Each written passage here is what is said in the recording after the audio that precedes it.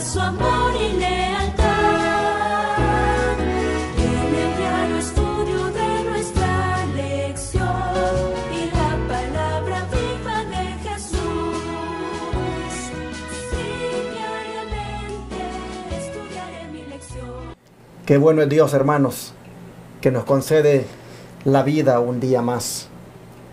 El Señor viene muy pronto y nos permite que tengamos este día, la vida, para que reflexionemos en cuanto a qué ha de suceder con nosotros, por ejemplo, cuando Él venga a buscarnos.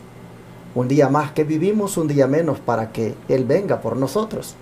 Por lo tanto, les invito para que este día lo aprovechemos al máximo, buscando agradarle en todo y también buscando reflejar su carácter. ¿Qué les parece si nos proponemos ese desafío para este día? Bueno, con este desafío yo le doy la bienvenida a los estudios que siempre traemos todas las mañanas y que también durante el día quedan allí en el YouTube y en la televisión y en la radio. Estos estudios, como son los de la lección de la escuela sabática, que esta semana, como ustedes saben, estamos viendo lo que ocurrió en esa ciudad llamada Ai, esa angustia que provocó esa tremenda derrota. Estamos mirando pues los pormenores de esa derrota, las razones, las causas y cómo Dios también manifestó la razón de la derrota. Así que hoy vamos a desarrollar el estudio de hoy con la joven Patricia Orellana. Bienvenida, buenos días. Muy buenos días, pastor. Es un gozo estar aquí en esta mañana con ustedes y compartir la palabra del Señor. Es muy bonito siempre tener un encuentro con el Señor cada mañana y darle gracias a Dios por lo que Él ha hecho por nosotros. Así que antes de empezar este estudio quisiera invitar a cada uno de ustedes para que nos acompañen y se puedan, si alguien puede postrarse de rodillas o como usted pueda, vamos a elevar esta oración. Amén. Oremos. Querido buen Dios, te damos gracias, Señor, por esta mañana que nos has regalado. Gracias, Señor, por tu amor, por tu misericordia. Y al iniciar este día, Señor, te pedimos tu bendición, que nosotros podamos, Señor, aprender más y podamos, Señor, a través de estos medios, Señor, alcanzar muchas personas, Señor, que tienen hambre, Señor, de ti, que quieren saber más de ti, Señor. Gracias te damos porque tú eres grande, Señor, y tú siempre estás a nuestro lado. Te pedimos, Señor, que tú puedas bendecir a cada oyente, a cada persona, Señor, que en esta mañana está escuchando, Señor, la lección y que ellos puedan, Señor, llenarse de ti. Gracias, Señor, te damos y que tú puedas bendecir, Señor, al pastor y también a mí, Señor, para que todo pueda salir bien. Te lo Amén. Pedimos en el nombre de Jesús. Amén. Amén. En la manera de cómo resolver aquel tremendo problema en el cual Josué se hallaba ahora involucrado con el pueblo y el pueblo mismo, Dios le dio instrucciones a Josué de hacer una obra no muy agradable. Esa obra, dice la lección, que es una obra que también se tiene que hacer en estos últimos días. ¿De qué obra estamos hablando, Patricia? ¿Qué acción le ordenó Dios a Josué en la crisis que había causado aquella debilidad y derrota en Ai? ¿Qué acción le dijo que hiciera y qué podemos aprender de eso? Bueno, para contestar esa pregunta nosotros podemos ir a Josué 7, del 13 al 15. Y dice: levántate, santifica al pueblo y di, santificaos para mañana, porque Jehová, el Dios de Israel, dice así: anatema hay en medio de ti, Israel, no podrás estar delante de tus enemigos, hasta tanto que hayáis quitado el anatema en medio de vosotros.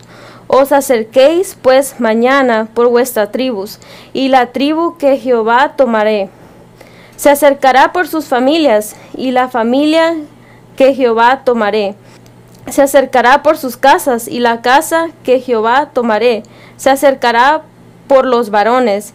Y el que fuere sorprendido en el anatema será quemado a fuego, él y todo lo que tiene, por cuanto ha quebrantado el pacto de Dios y ha cometido maldad en Israel. Bueno, vemos ahí cómo Dios le ordenó a Josué que se levantara y fuera a santificar a su pueblo. Y también nosotros podemos aprender de estos versículos cómo nosotros debemos caminar en obediencia. Vemos cómo había, podemos decir, un pecado o algo que estaba en este pueblo, y vemos cómo Josué obedeció a Dios. Y vemos también cómo Israel estaba debajo de este pacto con Dios, que ellos tendrían la bendición, pero a la vez ellos no podían tener esa bendición que Dios les quería dar, porque había algo que los estaba apartando de Dios. Y también vemos que había, pues como decía aquí, la anatema, que tenía que quitarse eso del pueblo para que ellos pudieran tener esa bendición. Saben, hermanos, que nosotros también debemos tomar esta instrucción de Dios para Josué como algo que debemos hacer también en este tiempo. Por eso la lección se llama Una obra en estos últimos días. ¿Cuál es la obra aquí? Miren, primeramente le ordena que el pueblo se santifique. Díganme ustedes si no necesitamos eso también hoy como iglesia. Díganme ustedes si como miembros de iglesia no necesitamos también nosotros santificarnos. ¿Qué implica la santificación, hermanos? ¿Acaso no implica una reforma? ¿Acaso no implica dejar muchas cosas mundanas que hay en nosotros? Hermanos, cuando usted se santifica, usted, hermano, se limpia, se lava en la sangre del Cordero, y de esa manera desarraiga el pecado que está en usted. Usted puede mirar aquí, mi hermano, que la primera obra que hay que hacer en estos últimos días es una obra de santificación, de reforma, hermanos. Y luego nosotros miramos que esa reforma tiene que ser en toda la iglesia. Porque si ustedes miran, aquí dice el Señor que se acerquen las tribus. Y luego, la tribu que el Señor escoja, que se acerque por sus familias.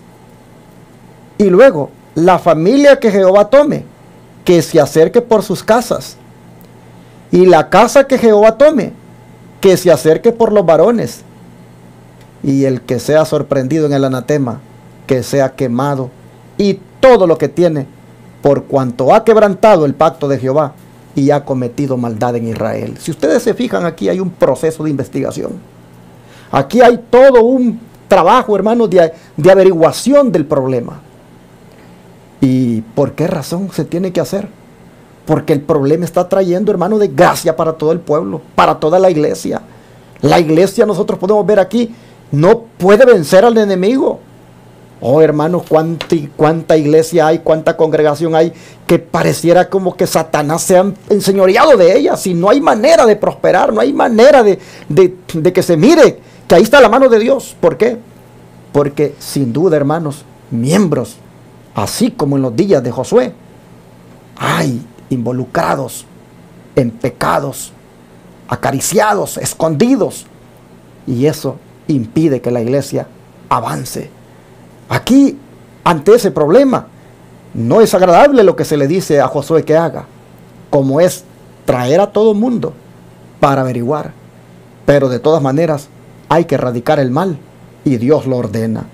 Esto debemos también nosotros hacerlo en este tiempo. ¿De qué forma? Que el don de profecía nos lo diga. ¿Qué les parece? Adelante, Patricia. Muy bien, dice aquí: algunos pueden presenciar los males, pero no se sienten como se sentía Josué, ni se humillan al advertir el peligro de las almas. El verdadero pueblo de Dios, que toma a pecho el espíritu de obra del Señor y la salvación de las almas, verá siempre el pecado en su verdadero carácter pecaminoso. Estará siempre de parte de los que denuncian claramente los pecados que tan fácilmente asedian a los hijos de Dios, especialmente en la hora final que hace en favor de la iglesia, en el tiempo del sellamiento de los 144,000 que han de subsistir sin defecto delante del trono de Dios. Sentirán muy profundamente los hierros de los que profesan ser hijos de Dios. realmente que está muy bonito, porque dice que si nosotros queremos ser de las personas, de los 144,000, nosotros tenemos que entrar sin ninguna mancha, sin ningún pecado, sin ninguna cosa que nos afecte a nosotros.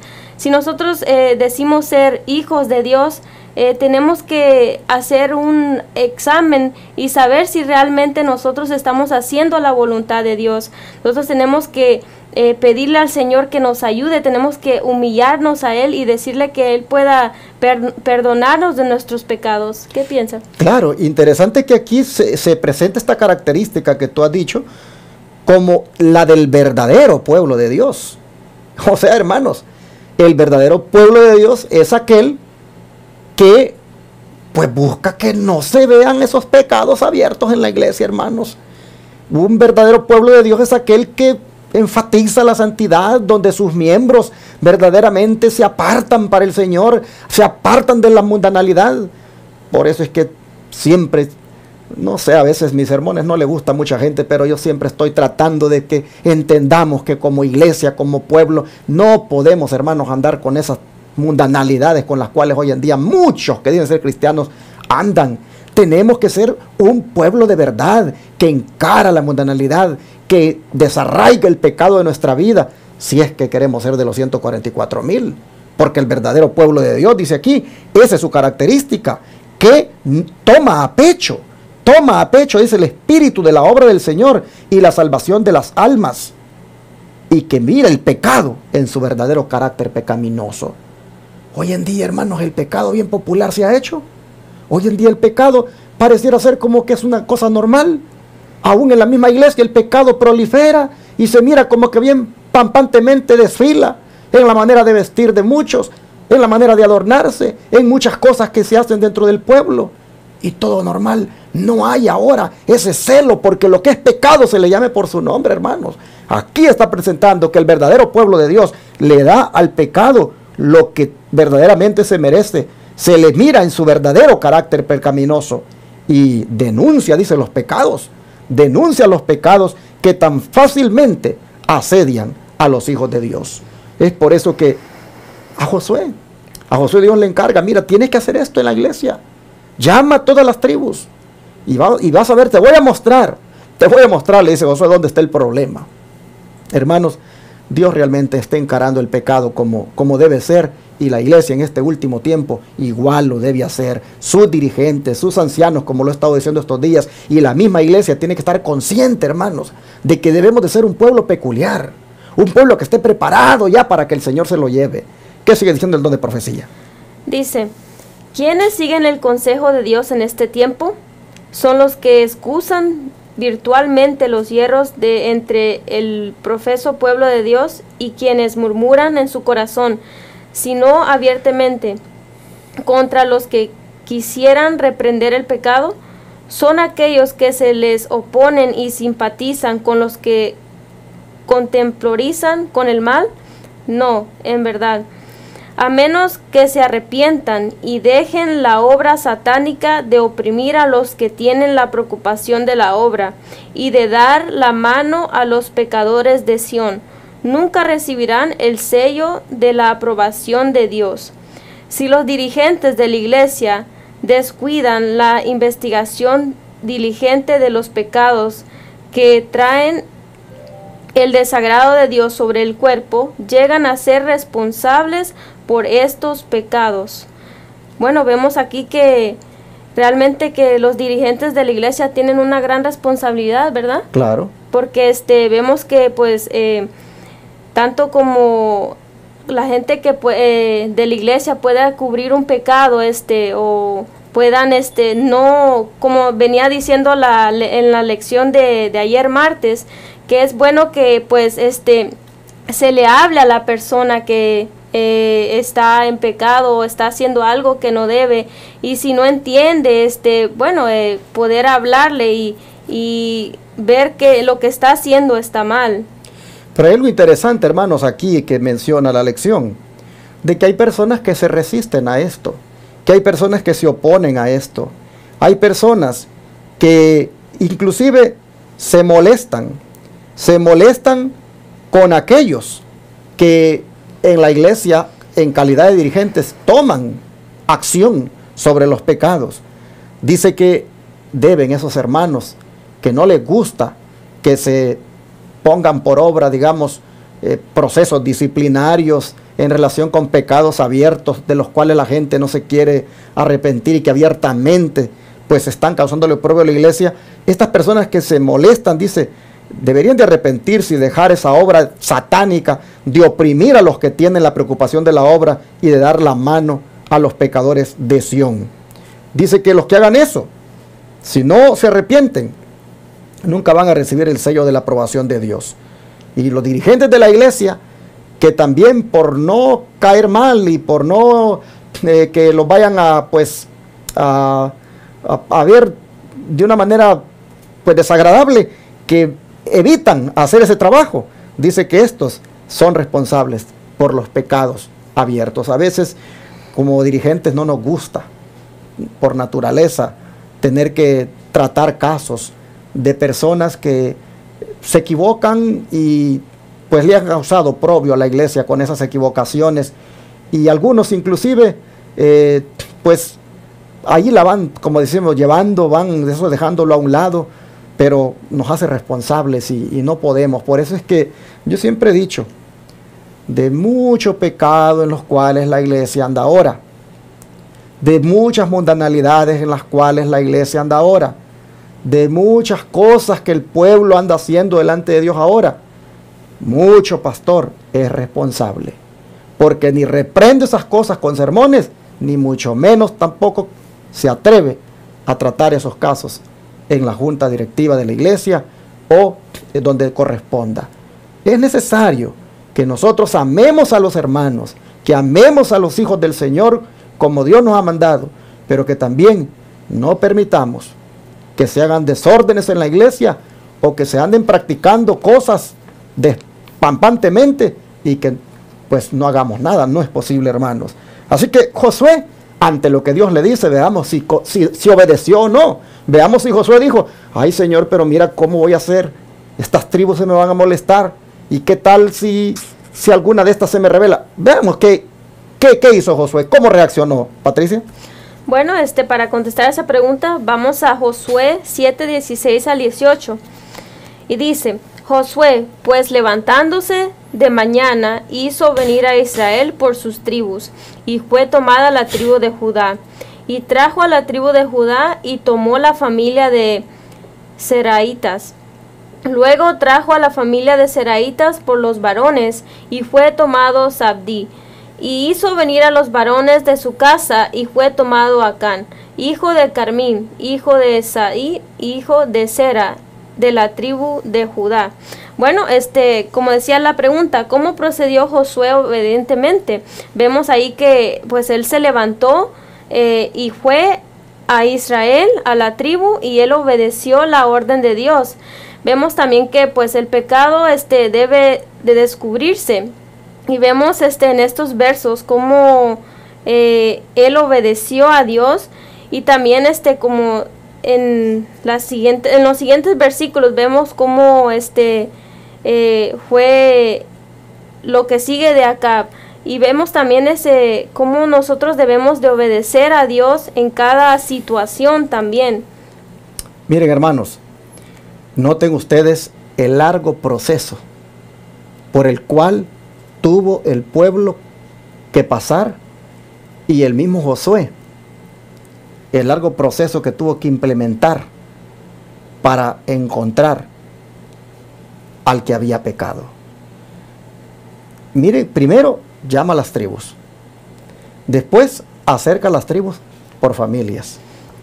La tribu que yo escoja, bueno, a ese dice el Señor que se acerque por sus varones, y el que sea sorprendido en el anatema.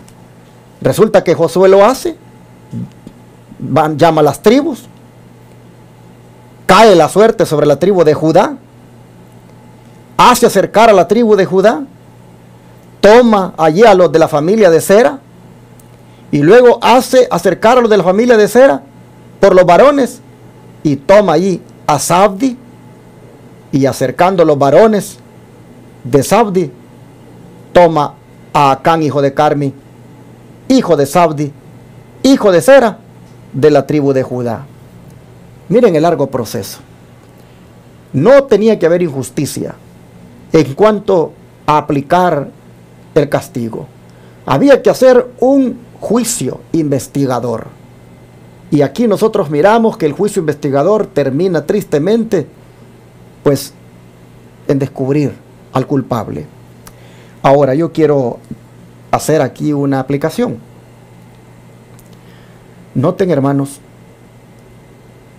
todo el proceso. Patricia, ¿no crees tú que Acán, desde el momento en que mira que están convocando a las tribus y que va acercándose a la tribu de él y escogen su tribu, y luego va por familias, y luego ve que ya están en la familia a la cual él pertenece, ¿no crees que Acán debería de confesar voluntariamente a esta altura? Sí, claro. Y sin embargo, no confiesa. Se lo guarda y se lo guarda y se lo guarda, ocultándolo. Es que, hermanos, miren, eso es típico de nosotros, lamentablemente. Un asunto de ocultar algo que creemos que al final, pues, nos la vamos, como dice, vamos a salir libres.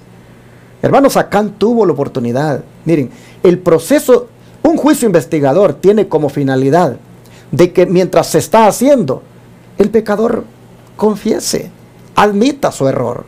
Acán tuvo la oportunidad, conforme el proceso se iba llevando a cabo, de él decir, yo soy el que he causado todo esto. Pero no, hermanos, allí se lo guardó. Ahora, miren ustedes también este otro punto. Fíjense